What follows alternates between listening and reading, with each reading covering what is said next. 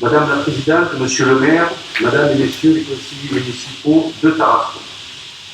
En premier lieu, je tiens à remercier les Tarasconnais qui ont fait confiance à la liste de Bon Sens pour Tarascon lors de ces élections municipales. Conscients des enjeux qui pèsent sur notre ville, ces électeurs ont fait le choix de la seule équipe qui était capable de remettre Tarascon dans le bon sens. Les abstentionnistes ont pris une lourde responsabilité qu'ils regretteront dans les années à venir. Quant à la liste du maire sortant, elle est élue par une minorité de votants et une toute petite minorité des Tarasconnais, 10% des votants. Tarascon aura donc un maire non représentatif de la majorité des Tarasconnais, élu grâce à l'étrange alliance du vote communautariste et à la liste d'un parti qui est désormais clairement le meilleur allié du système.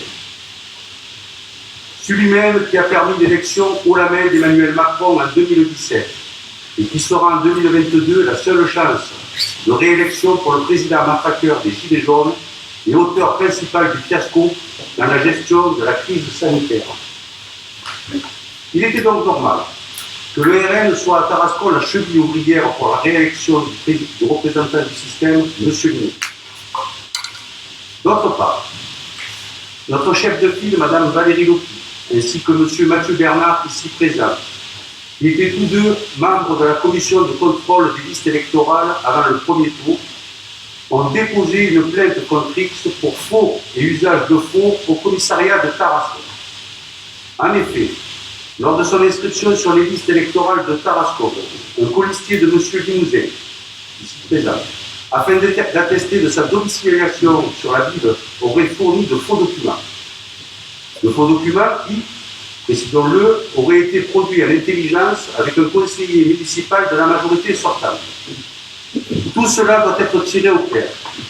Cette affaire pourrait entacher lourdement la sincérité des élections du 15 mars et du 28 juin 2020.